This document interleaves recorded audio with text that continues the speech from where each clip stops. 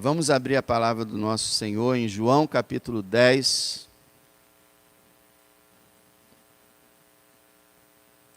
João capítulo 10, versículo 10. João 10, 10. O ladrão não vem senão a roubar, a matar e a destruir. Eu vim para que tenham vida e a tenham com abundância. Principalmente nós estaremos falando nesse eu vim para que tenham vida e a tenham com abundância. Meus irmãos, os seres humanos costumam dizer, isso é que é vida. Reparou isso? As pessoas olham para certa pessoa e dizem, isso é que é vida. E eles estão se referindo a pessoas que possuem riquezas, que dirigem carros de luxo, que viajam para todo canto com seus aviões, que fogem do engarrafamento com seus helicópteros, que saem com quantas mulheres e homens quiserem, que bebem todas, que usam todas as drogas, que comem em restaurantes de luxo, que usam roupas luxuosas, que estão no auge da fama. Isso é que é vida. É o que o mundo diz, não é? Mas o nosso Salvador, ele diz totalmente o contrário. Ele disse assim, a vida de um homem não consiste nos bens que ele possui. Guardou? A vida de um homem não consiste nos bens que ele possui. Uma pessoa pode ter essa vida boa aí que todo mundo fala, pode ter riquezas infinitas e ser uma pessoa que não tem nada além dos bens materiais. Nada mais do que isso. A vida dessa pessoa é uma inutilidade só. Então não é quanto dinheiro você tem, e o ser humano não consegue se desvencilhar disso. Quer ver? Dois pastores se encontram, começam a conversar. Qual pergunta surge? Quantos membros tem a sua igreja? Por que essa pergunta?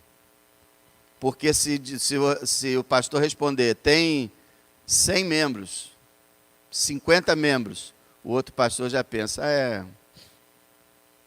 pastor fraco, fracassado.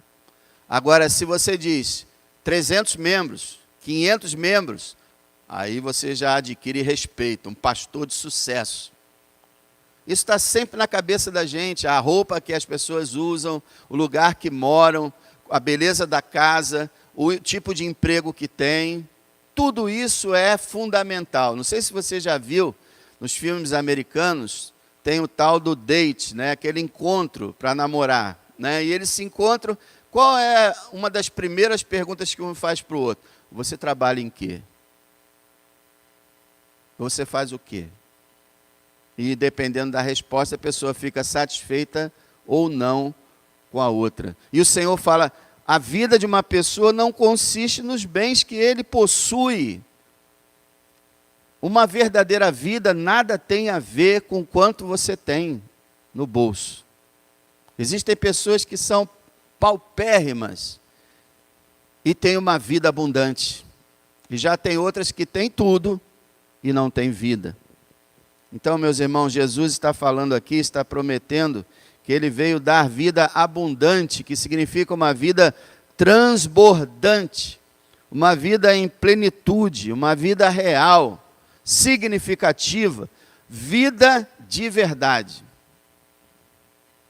Então, nós não devemos pensar como o mundo pensa, nem olhar como o mundo olha, e nem julgar como o mundo julga. Quem tem vida, isso é que é vida, é aquele que tem Jesus e anda com Ele. Isso é vida. Isso é que é vida. A hora que você encontrar um irmão que está andando no caminho do Senhor, isso é que é vida.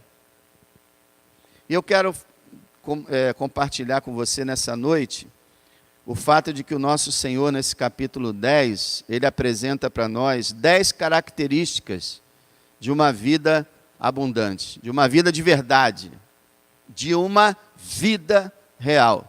10 características, porque devem ter muitas outras características nesse capítulo, mas eu peguei, o Senhor me deu apenas algumas. Então tem 10 características aqui daquele que tem uma vida real significativa. Então vamos lá. Primeira característica de uma vida abundante, de uma vida de verdade, é que ela é uma vida salva. Olha o verso 9. Jesus diz: eu sou a porta, se alguém entrar por mim será salvo. Primeiríssima característica de uma vida abundante, é uma vida salva. Alguém que foi salvo, alguém que tem uma alma salva. Isso é ter vida, porque a vida é transmitida na salvação. Então, se você quer ter uma vida salva e não uma vida perdida, entre por Jesus, pela porta da salvação. Quando ele fala quem entrar por mim, ele quer dizer quem crer em mim, quem confiar em mim, quem realmente se entregar a mim, quem me buscar, quem me receber, esse será salvo. Primeiríssimo lugar que eu quero te perguntar nessa noite: sua vida é salva? Você é salvo? Se hoje, ou não sei, o dia que chegar a sua hora, você perder a sua vida física, a sua alma terá sido salva? Se você não é salvo, sua vida está sendo um desperdício. Toda a sua vida está sendo um desperdício. Meu irmão, imagine uma pessoa super importante, por exemplo, Winston Churchill, o primeiro-ministro inglês, que colaborou demais com outros países para vencer o nazismo e derrotar aquela coisa horrível na Segunda Guerra Mundial. Foi um homem de extrema importância. Mas diante de Deus, é bem provável que ele não tenha sido salvo. Só Deus sabe os últimos momentos dele, mas durante a vida dele toda, ele creu em Jesus superficialmente. Nunca realmente se converteu. E se ele não foi salvo, tudo que ele fez não significou nada, porque realmente o mais importante é ser salvo. Sua vida é salva? O Senhor está dizendo: se não é, entra por mim e será salvo. Se já entrou por mim, é salvo. Essa é a missão da igreja, sabe? Quando a igreja se reúne, a igreja adora a Deus, a igreja procura edificar os crentes, mas a igreja não pode deixar de falar da salvação, que é o mais importante de tudo. Então, a característica de uma vida abundante: primeiro, uma vida salva. Segundo, uma vida livre. Olha lá o verso 9. Eu sou a porta, se alguém entrar por mim, será salvo, entrará e sairá. Toda essa ilustração do capítulo 10 é sobre ovelhas, pastor e ovelhas.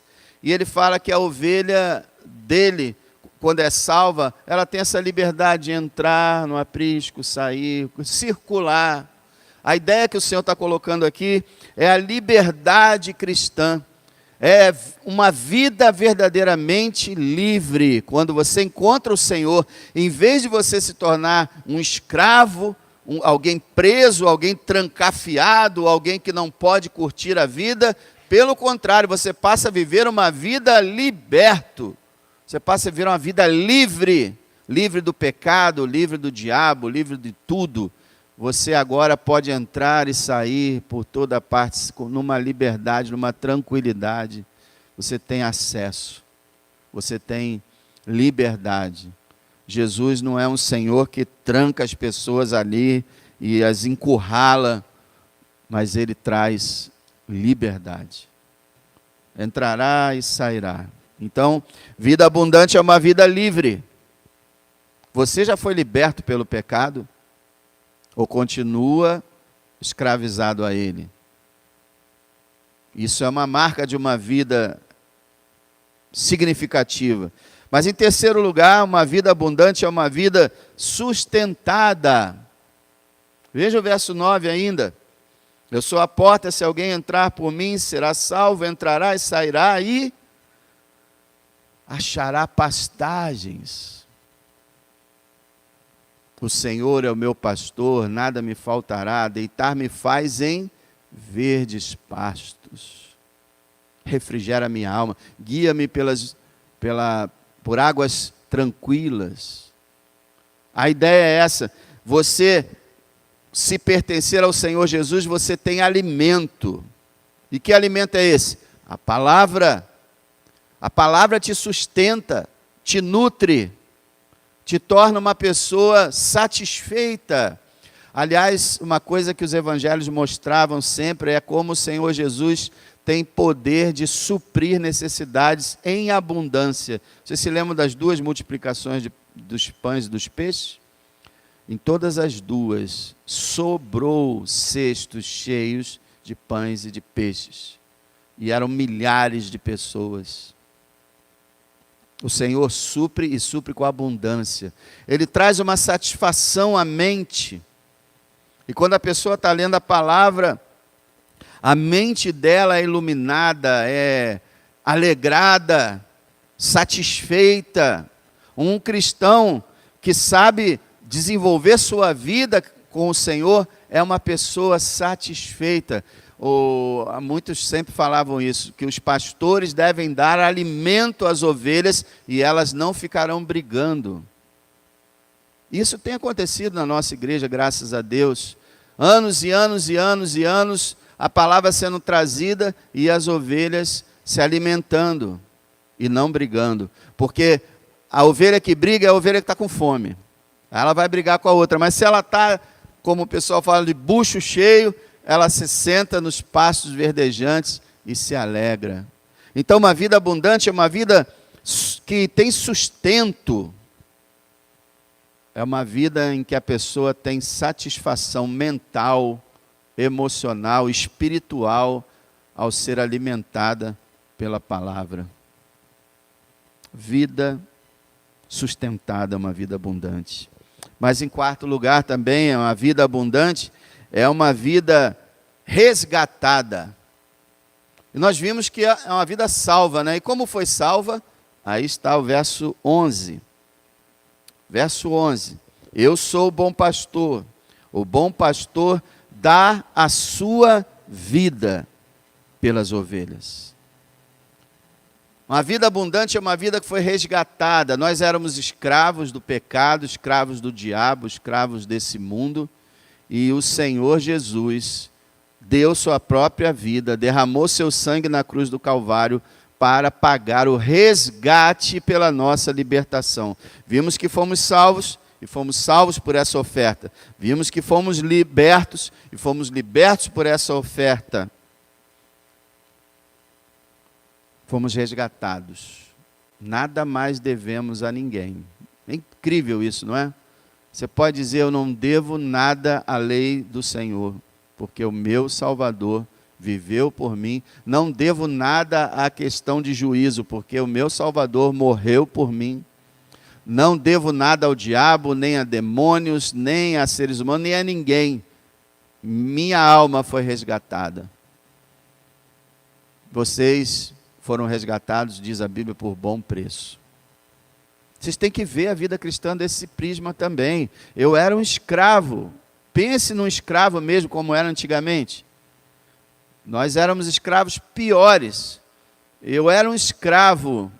E o meu Senhor, o meu Redentor, como nós cantamos, Ele deu a sua vida para nos resgatar. E o resgate foi pago plenamente. Nada ficou para trás. Não foi um empréstimo, não foram prestações, foi à vista. Com seu sangue, Jesus nos remiu. E você tem que ter essa alegria.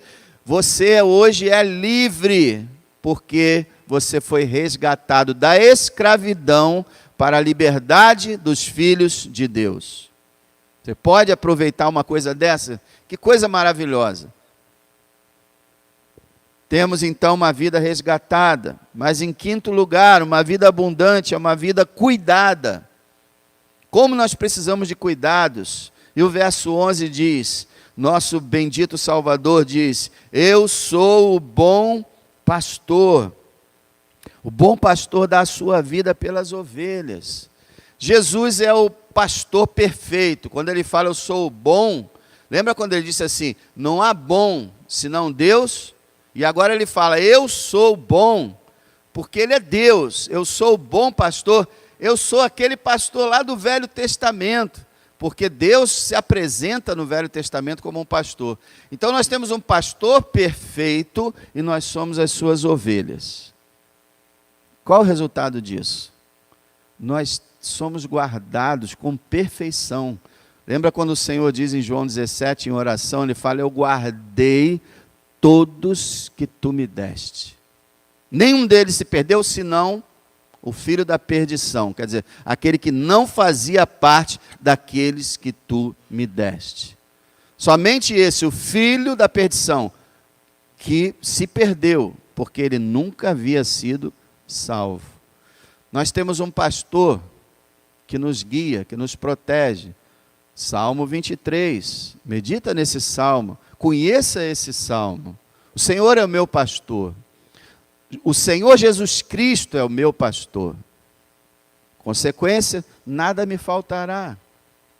Ah, então não vai faltar carro de luxo? Não. Não vai faltar uma mansão? Não.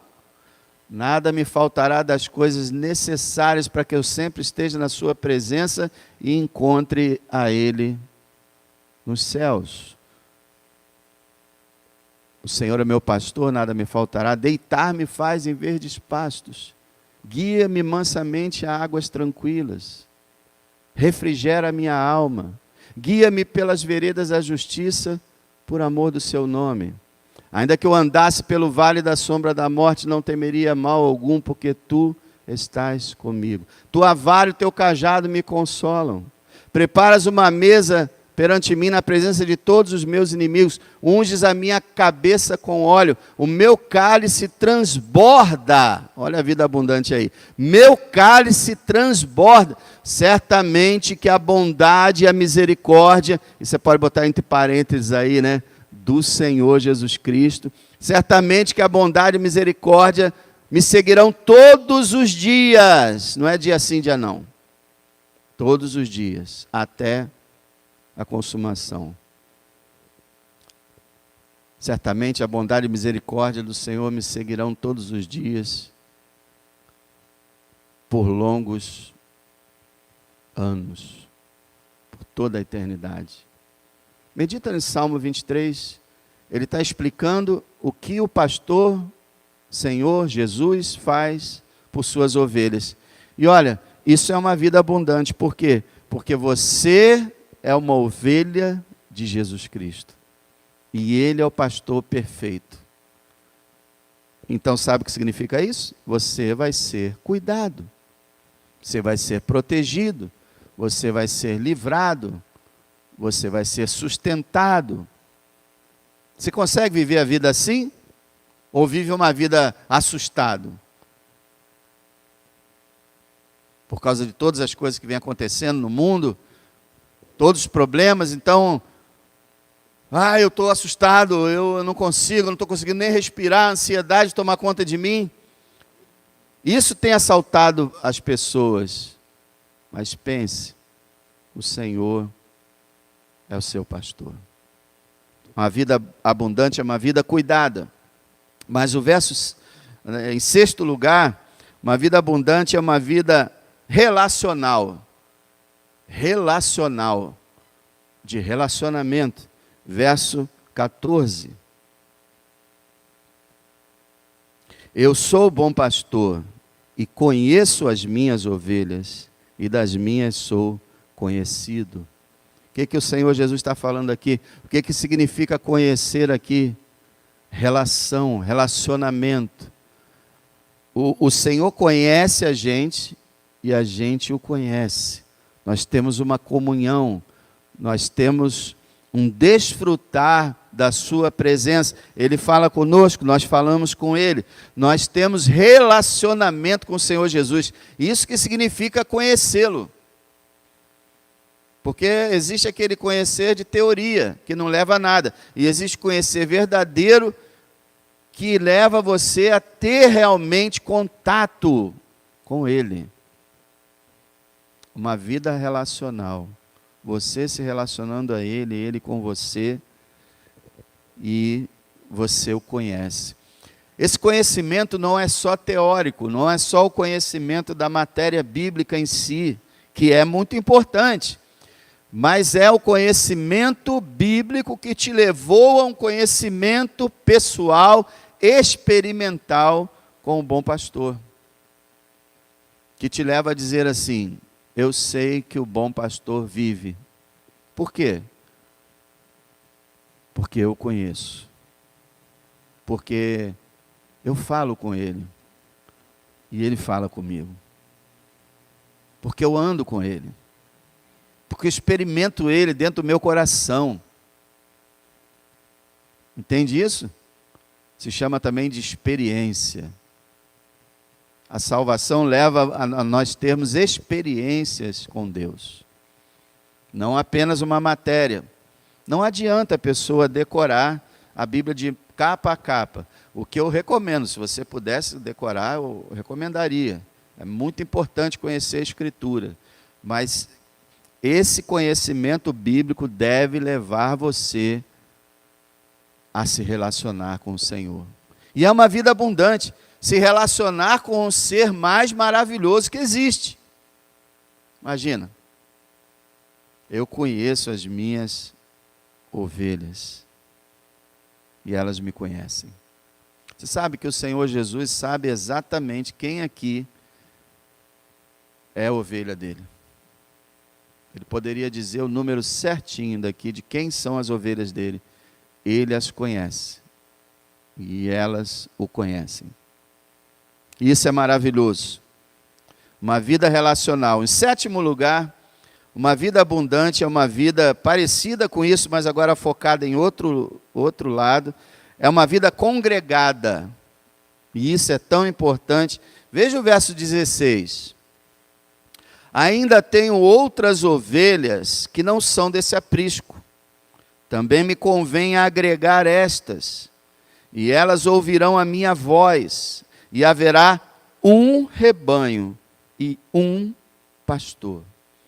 Olha que coisa tremenda. O Senhor está falando, ele veio em primeiro lugar para Israel, para as ovelhas perdidas da casa de Israel, como ele disse. Mas ele diz assim: olha, mas eu tenho outras ovelhas ainda, que não fazem parte desse aprisco. Porque estavam perdidas ainda. Ele pode estar falando aqui das outras ovelhas, ele pode estar se referindo aos gentios. Então ele está dizendo, ó, ainda tem outras ovelhas, não são do povo judeu, mas são outras ovelhas entre os gentios.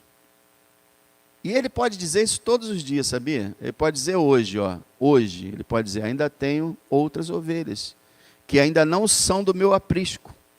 Pode ter alguém aqui que não seja ovelha dele. E ele dizendo, olha, eu tenho ainda outras ovelhas que não pertencem ainda ao meu aprisco.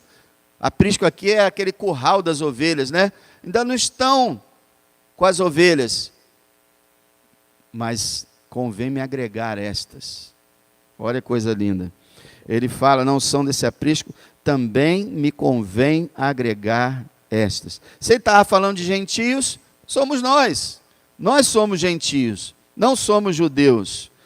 E ele diz assim, eu vou congregar estas, agregar estas. Isso é muito importante, essa palavra agregar, que leva à ideia que a vida abundante é uma vida congregada.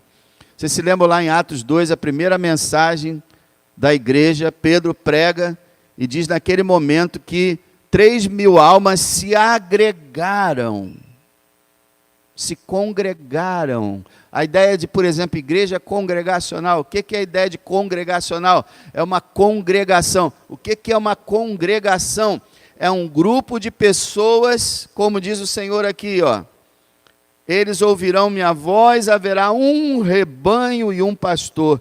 É um grupo de pessoas unidas em torno do grande pastor das ovelhas. O que eu quero dizer com isso? Uma vida abundante não é uma vida solitária. Eu vou dizer para vocês, de vez em quando eu vou em reuniões de pastores ou ouço mensagens para pastores e a reclamação que todos os pastores fazem é que a vida de um pastor é uma vida solitária.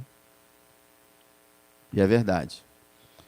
Eu estava vendo um desses pastores explicando e falando que o pastor, por mais que ele seja amigo da congregação e a congregação dele, ele não pode abrir o seu coração e falar com ninguém sobre todas as suas lutas e dificuldades e as lutas e dificuldades da igreja. Ele tem que sofrer, ele tem que suportar aquilo calado. É uma vida solitária, no meio de pessoas. Mas, em geral, né, e até mesmo o pastor, quem sabe, consegue, mas, em geral, a vida do cristão é uma vida em congregação. É uma vida em unidade, um povo, um pastor. O que eu quero dizer é que eu mesmo, quando você não era crente, você era uma pessoa egoísta e vivia só para você, só para os seus interesses, não se importava com ninguém, vivia uma vida isolada. Você já reparou como o mundo está isolado? E a época da Covid ajudou isso, a individualizar todo mundo. Então, é aquela história, cada um por si, Deus por todos. Cada um, o outro fala assim, Deus te deu uma vida para você cuidar da sua. Coisas assim, ninguém quer saber de se envolver com ninguém e ninguém se envolver com ele. Todo mundo vivendo sua vida individual, mas o cristão, ele tem uma vida em uma coletividade. Ele é atraído pelo Evangelho do Senhor Jesus Cristo, que também atraiu o outro, e atraiu o outro, e atraiu o outro, de modo que a gente está sempre se reunindo. A gente precisa um do outro.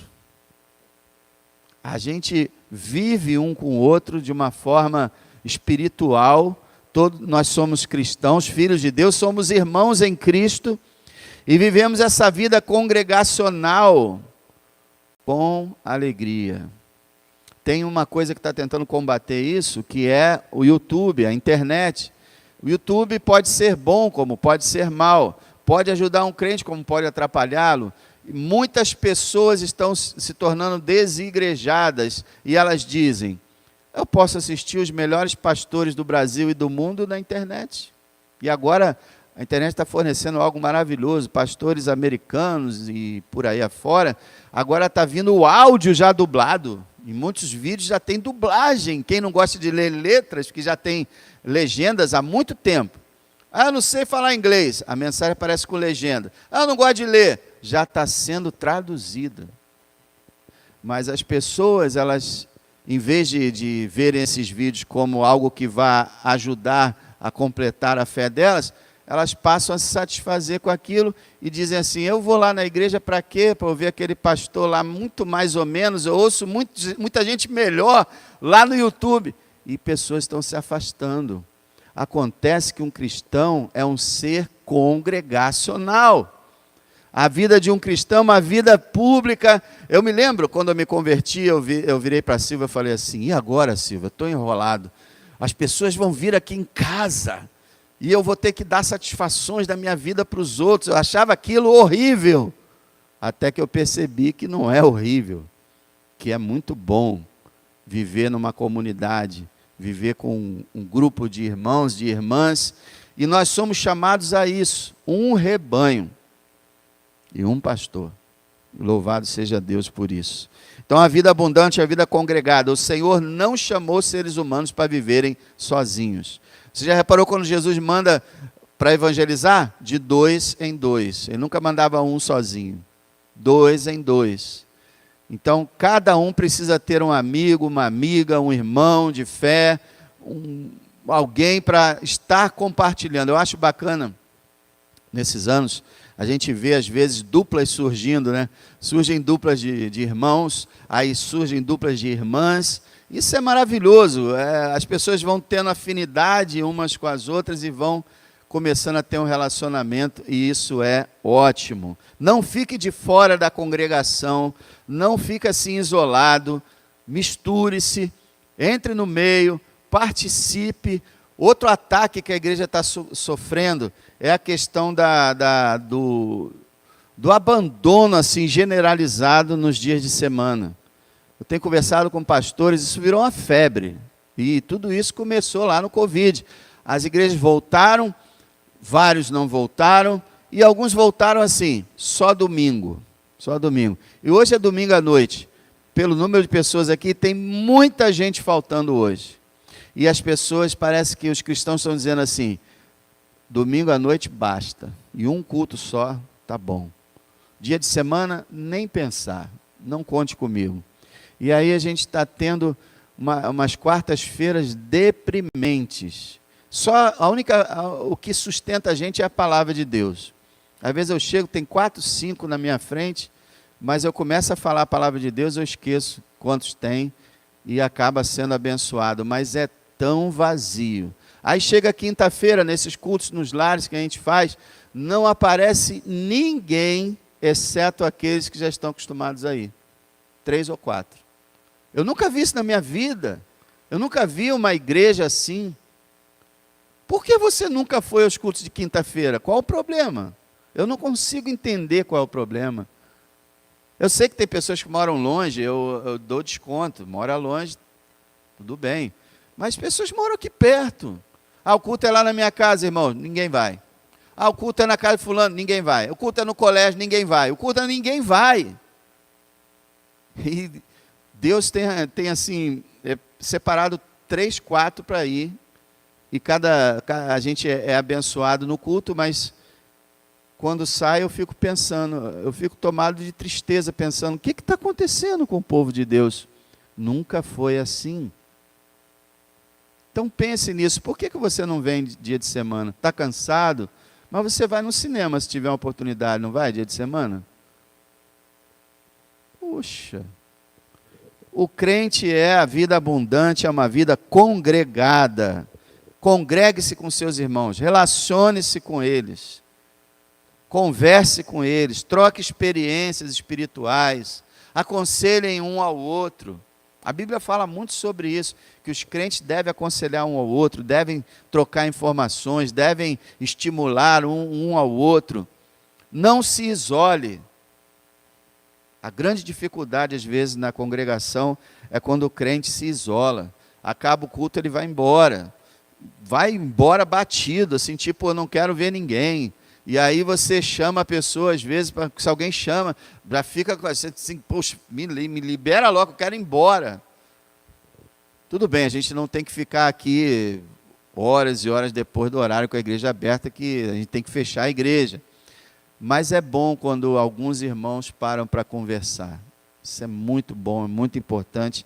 A vida abundante é uma vida congregada. 8º lugar, a vida abundante é uma vida garantida. O verso 17 e 18, o nosso Senhor diz por que a nossa vida é garantida. Ele fala assim, por isso o Pai me ama, porque dou a minha vida para tornar a tomá-la. Ninguém a tira de mim, mas eu de mim mesmo a dou. Tenho poder para dar e poder para tornar a tomá-la. Esse mandamento recebi de meu Pai. O que o Senhor está falando aqui? Que Ele ia dar a vida dele, por Ele mesmo. E deu, em nosso resgate. Mas a novidade é que Ele ia dar a vida dele e ia tornar a tomar. Isso é, Ele iria ressuscitar. Ele está prometendo aqui que Ele iria vencer a morte. Que Ele ia se entregar para a morte, depois ia romper os laços da morte e voltar à vida. E a ressurreição do nosso pastor garante a nossa ressurreição. Se você até hoje não entendeu por que Jesus ressuscitou, uma das razões é que a ressurreição dele será transmitida para nós. Nós ressuscitaremos com o corpo glorificado. A ressurreição dele é a garantia de que a nossa vida está garantida. Nossa vida com Ele, nossa vida abundante é garantida. Aquele que crê nele ressuscitará. Todo mundo vai ressuscitar, não é? A Bíblia fala que toda a humanidade será ressuscitada pelo Senhor. Mas a ressurreição do justo, podemos dizer que será uma ressurreição abundante. Uma ressurreição para a glória, para uma alegria sem fim. Então, é garantida a tua vida. Se a tua vida abundante começou, meu amado, ela vai continuar, porque o nosso Salvador vive. Outra coisa que serve a ressurreição é para você entender que o seu Salvador não está pregado na cruz. O seu Salvador venceu a morte. Hoje ele vive, o que significa que, como nós falamos até agora, ele te protege, ele te guarda, ele te ouve, ele cuida de você. Você pode tê-lo como alguém real, porque ele é real e ele está vivo. A vida abundante é uma vida garantida. Em nono lugar, a vida abundante é uma vida de obediência. Verso 27. Isso é muito importante, porque as pessoas podem falar, tudo bem, vida abundante, maravilha, glória a Deus e tal. Mas espera aí. Olha o que o Senhor diz no verso 27. As minhas ovelhas ouvem a minha voz. Eu conheço-as e elas me seguem. Então, se você quer saber se você é a ovelha de Cristo, a ovelha de Cristo, diz o Senhor, ouve a voz dele. O que quer dizer isso? Lá no Oriente, os pastores, uma vez eu vi um vídeo muito engraçado com isso, os pastores tinham uma forma de falar com as ovelhas, um grito, um som, que as ovelhas reconheciam e vinham até o pastor. Uma vez eu vi um vídeo que as ovelhas estavam a centenas de metros e tinha um muro assim, baixo, e os turistas estavam ali, e o pastor daquelas ovelhas brincou com eles e falou assim, vem cá, tentem chamar aquelas ovelhas ali. E aí todo mundo tentou chamar de algum jeito, gritando, berrando, acenando, pulando, fazendo tudo quanto é som, e as ovelhas não se mexiam. E então o pastor começou lá com o grito, o som dele, que eu não vou imitar aqui, porque realmente é muito estranho, mas assim que ele começou, irmão, parece milagre o negócio, assim que ele começou, as ovelhas imediatamente saíram de onde estavam, todas elas, e vieram aos pés do pastor, não ficou uma. Então o Senhor está dizendo o seguinte, que as ovelhas de Jesus o reconhecem, sabem quem ele é e ouvem a sua voz, isso é, entendem a sua palavra, têm percepção do que é a Bíblia e obedecem o que ele manda. Porque ouvir a voz, ouvir, na Bíblia também tem significado de obedecer. Então as ovelhas são obedientes. A vida abundante é uma vida de obediência, porque uma vida de rebeldia e desobediência é uma vida fracassada. Mas uma vida vitoriosa é uma vida de alguém que obedece o Senhor, que ouve a sua voz. E ele diz mais, elas o seguem, como essas ovelhas que eu falei. Todo pastor que tem suas ovelhas, ele vai na frente e as ovelhas vão atrás. E as ovelhas de Cristo também estão onde Cristo está. Seguem o seu exemplo, seguem o seu modelo, procuram ter comunhão com Ele, procuram andar onde Ele gosta de andar, viver onde Ele gosta de viver, e estão sempre apegadas a Ele, estão sempre juntas dEle, são dependentes. Uma ovelha de Jesus é dependente dEle, completamente. Um cristão verdadeiro sabe que não pode viver sem Cristo. Um cristão verdadeiro não negocia a questão de frequência na igreja, ele vai, ele fica ali, porque ali os pastos estão sendo oferecidos.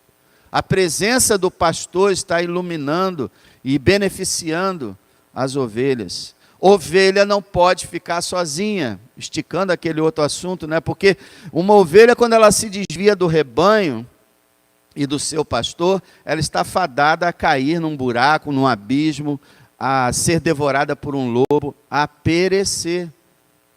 Uma ovelha é um animal fraco e tolo, exatamente como o ser humano é. Fraco e tolo. Precisamos da sabedoria de Cristo, precisamos do poder de Cristo. Uma ovelha está com o seu pastor e é feliz de estar com ele e não o deixa por nada. Sim, os cristãos assumem que são tolos e dependentes, com a maior alegria. Eu sou um tolo e dependente e Cristo é o meu pastor. Totalmente diferente do orgulho do mundo, onde todos dizem que sabem tudo e que não precisam de ninguém. Então, a vida abundante é uma vida obediente. E para terminar, para concluir, 10ª característica da vida abundante, e louvado seja o Senhor por causa disso, a vida abundante é uma vida eterna. Olha, um dos maiores textos que tem na Bíblia para a segurança da salvação está nesse texto aqui, que o Senhor Jesus falou 4 vezes a mesma coisa. Veja bem, verso 28. O Senhor disse, né, elas me seguem, verso 28, e dou a elas, né, a vida eterna. Primeira afirmação dele. Eu dou às minhas ovelhas a vida eterna. Eu quero que você responda para você. O que significa eterna? Eterno é algo sem fim. Então, se você recebe a vida eterna, como é que você vai perder a vida eterna? Se ela é sem fim. Se você recebeu alguma coisa que, eu recebi, mas não era a vida eterna? Era a vida eterna, mas como é que você perdeu se é uma vida eterna? Não se perde uma vida eterna. O Senhor está dizendo, eu dou a vida eterna, está dizendo, eu vou dar vida para vocês para sempre. Uma vida sem fim, uma vida abundante com o Senhor. Olha lá, dou-lhes a vida eterna, primeiro lugar. Segundo lugar, nunca hão de perecer. Veja o Senhor tentando explicar que vida eterna não se perde. Dou a vocês a vida que não se perde, não acaba. Mas em segundo lugar, nunca hão de perecer. Uma clareza, Jesus está falando, minhas ovelhas, as minhas verdadeiras ovelhas, não vão para o inferno nunca. Minhas ovelhas de verdade. Que perecer aqui é ir para o inferno. Minhas ovelhas. Veja que eu não estou falando todos os membros da igreja, nem estou falando aqueles que dizem que são crentes, estou falando as verdadeiras ovelhas de Cristo. Nunca vão perecer. Coisa maravilhosa. Mas ele continua. A terceira afirmação, para que não fique dúvida. E ninguém poderá arrebatá-las das mãos. Verso 28 ainda. E ninguém as arrebatará das minhas mãos. E eu gosto de usar essa ilustração, né, que eu sempre falei isso, que é como se a gente estivesse aqui na mão do Senhor. O Senhor fecha aqui, ó. Ele é todo poderoso. Só para tirar a dúvida para quem pensa, não, mas de repente Jesus, aí ele acrescenta, olha o verso 29. Meu Pai que as deu a mim é maior do que todos e ninguém pode arrebatá-las das mãos do meu Pai. Eu e o Pai somos um. Então aqui, bom, você acha que Jesus, então vou falar de Deus Pai. Pronto. Nossa alma está nas mãos de Deus Filho e de Deus Pai. E ele fecha. Nós sabemos que Deus é todo poderoso. Então pode vir um inferno, todos os demônios, o próprio Satanás, tentar abrir a mão de Deus. Nem em sonho. O Senhor está garantindo aqui a vida abundante, uma vida eterna. Mas se eu pecar, o Senhor vai corrigir. Vai trazer a vara e vai te corrigir. Mas se eu desviar, Ele vai te trazer de volta. Aquele que se afasta para sempre, ele nunca teve a vida eterna. E aquele que perseverar até o fim será salvo. Porque perseverança é o sinal de que alguém é uma ovelha de Cristo. Então está aqui, meu amado. Além de você ter essa vida abundante, talvez você não perceba essa vida, mas além de você ter, você terá para sempre. Você pode viver 300 anos aqui. Quando você morrer, se você é ovelha de Cristo, sua alma vai para Ele. O primeiro rosto que você vai ver será o dele, e você terá comunhão com ele. Quanto tempo ainda restar para que ele volte? Pode voltar hoje ou pode voltar daqui a 2000 anos, só Deus sabe. Mas quando ele voltar, você vem com ele. Se estiver morto, suas almas vêm com ele. E aí ele te ressuscita para habitar com ele na Nova Jerusalém para sempre. E se você estiver vivo, nem pela morte passará. Será arrebatado vivo, transformado nos ares, a encontrar o Senhor. É vida para sempre. Eu quero perguntar a você, você tem essa vida que eu estou explicando aqui? Se você tem, meu amado, se alegre e não tenha medo. Por que temer? Se Deus é contigo, se Ele é teu amigo, se você tem o bom pastor que vela por sua alma, que cuida da sua vida, que te manterá salvo pelo Espírito Santo, estará sempre com você. Se você tem essa vida, se alegre, regozije, ela é garantida, ela é eterna. Agora, para quem não tem essa vida, e outra coisa, se você tem, não fique com dúvida, aceite a palavra de Deus, não fique baseado no que você ouviu em igrejas, você ouviu de outros crentes, você ouviu no YouTube. Eu estou explicando para você aqui a Bíblia Sagrada. Se uma ovelha de Jesus pode se perder, então Jesus se enganou redondamente nessas palavras, o que é impossível. É impossível que ele se engane. E é impossível que ele minta. O que ele afirmou aqui é a verdade. Então, se você tem essa vida, descansa, irmão. Não é descansa no pecado, não. Descansa aos pés de Cristo. Desfrute dessa salvação maravilhosa que o Senhor te deu. E se você não tem e quer ter, o Senhor diz, entre pela porta. Entre pela porta, eu sou a porta. Quem entrar por mim será salvo. Creia no Senhor, entregue sua vida a Ele, confie nele. Seja salvo pelo Senhor Jesus e tenha essa vida abundante.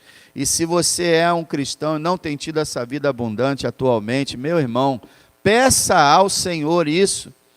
Tente viver, busque viver uma vida cristã autêntica, dedicada, uma vida de fé, uma vida na presença do Senhor. E Ele é poderoso para te ajudar. Busque o Senhor. E você terá também a experiência dessa vida abundante. Pai, muito obrigado, Senhor, muito obrigado.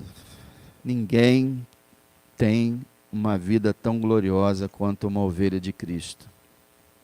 E eu te agradeço por ser tua ovelha, Senhor. Jamais mereci tal coisa, mas o Senhor me deu pela livre graça e deu aos meus irmãos. Eu me regozijo e me alegro com meus irmãos. Eu sei que eu vou encontrá-los na glória celestial.